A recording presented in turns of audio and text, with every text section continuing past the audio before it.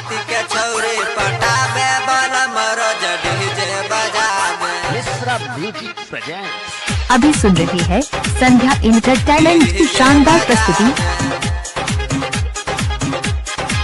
राती के छौरी पटाबे डीजे बजाबे, डीजे बजाबे।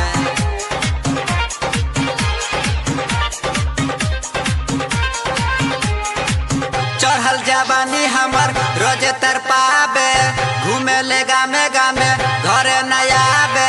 राती के छौरी पटाबे बलम रोज डीजे बजाबे।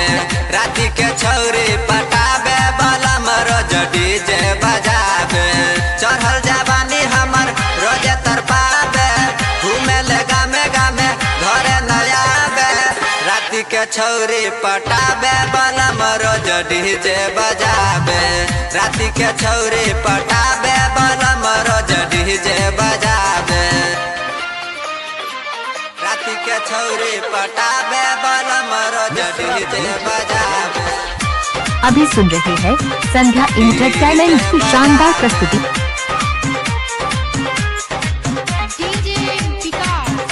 डीजे बजाबे।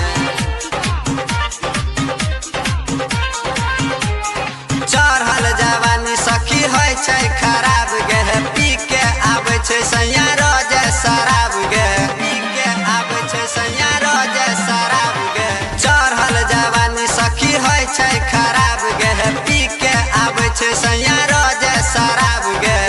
बात समझ में नहीं कुछ गया बे, उड़बै है पैसा रोजे घरे नया आबे। राती के छौरी पटाबे बलम रोज डीजे बजाबे। राती के छौरी पटाबे बलम रोज डीजे बजाबे। अभी सुन रही है संध्या एंटरटेनमेंट। राती के छौरी पटाबे बलम रोज डीजे बजाबे, डीजे बजाबे। अभी सुन रही है संध्या एंटरटेनमेंट की शानदार प्रस्तुति। डीजे बजाबे। सैया के सुख सखी मिलल नहीं हमारा, गुरनो देवरवा रहे है बहरवा, गुरनो देवरवा रहे है बहरवा।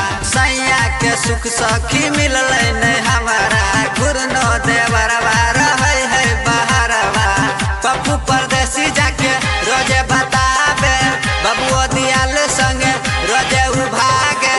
राती के छौरी पटाबे बलम रोज डीजे बजाबे। राती के छौरी पटाबे बलम रोज डीजे बजाबे। यदि आप चाहते हैं संध्या एंटरटेनमेंट के सभी ऑडियो वीडियो देखें तो चैनल को सब्सक्राइब जरूर करें और बेल आइकन को दबाना ना भूलें।